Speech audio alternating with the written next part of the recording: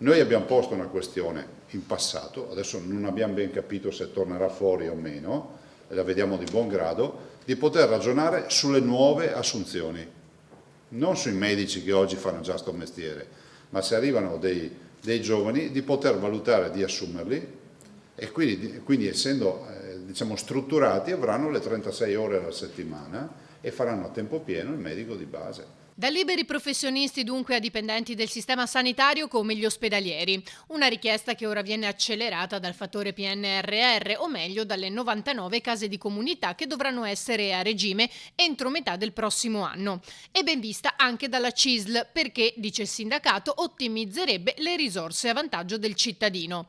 Secondo la categoria invece non è esattamente così, anzi il paziente perderebbe proprio il suo punto di riferimento. Questo tipo di rapporto convenzionato garantisce la libertà di scelta, garantisce il rapporto fiduciario medico-paziente, garantisce di fatto una continuità di cura che altrimenti verrebbe messa a rischio da una frammentazione dei rapporti di collaborazione, di lavoro fra i vari professionisti. Palmisano aggiunge: E non accettiamo una frammentazione fra medici neoassunti, medici giovani che noi vogliamo tutelare fin dall'inizio, con i medici già in attività, e due diverse contrattualità vanno a cozzare fra di loro e non aiutano le sinergie. Questo vuol dire che se i medici più giovani rischiano di in qualche modo come dipendenti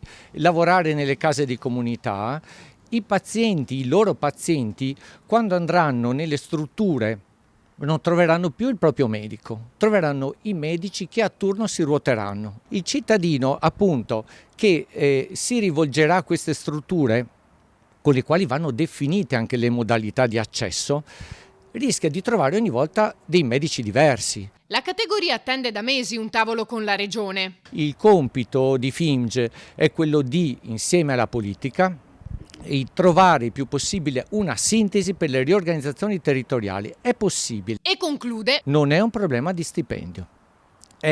Ci teniamo, ripeto, alla autonomia organizzativa. Vi faccio riflettere quanti colleghi medici, anche ospedalieri, stanno lasciando la sanità pubblica.